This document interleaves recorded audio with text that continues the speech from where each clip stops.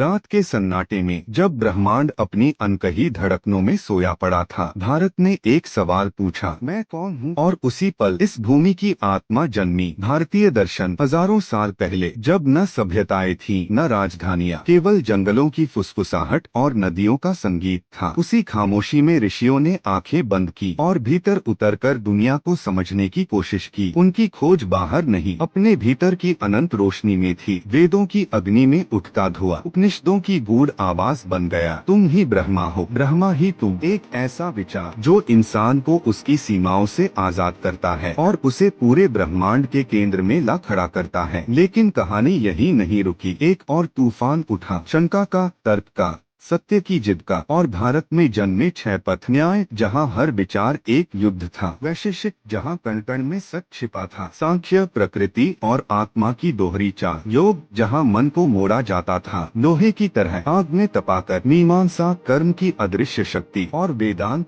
जहाँ आत्मा अनंत की ओर फैलती जाती है। 6 पथ, लेकिन एक ही मंजिल, सत्य। फिर इस धरती पर कदम पड़े 2 महापुरुषों के, सिद्धार्थ जो बुद्ध बने और महावीर जिन्होंने मौन को भी ज्ञान बना दिया। उन्होंने कहा, जो अपने मन को जीत लेता है उसे दुनिया को जीतने की जरूरत ही नहीं। और भारतीय दर्शन मनुष्यता की सांस बन गया। आज जब शहरों की दौड़ में दिल खो चुके हैं, जब शोर बढ़ गया है पर मन की खिड़कियों पर धूल जम गई है, तभी भारतीय दर्शन एक पुरानी सी आवाज में कहता है, रुको, अपने भीतर उतरो। वही जवाब है, भारतीय दर्शन कोई किताब नहीं, यह एक यात्रा है, जन्म से शुरू होती और आत्मा तक पहुंचकर भी खत्म नहीं होती। और मंजिल पर पहुंचकर भी एक प्रश्न फिर उठता है, मैं कौन हूँ? शायद यही वह सवाल है जिसे ढूंढने के लिए पूरा ब्रह्मांड बना है।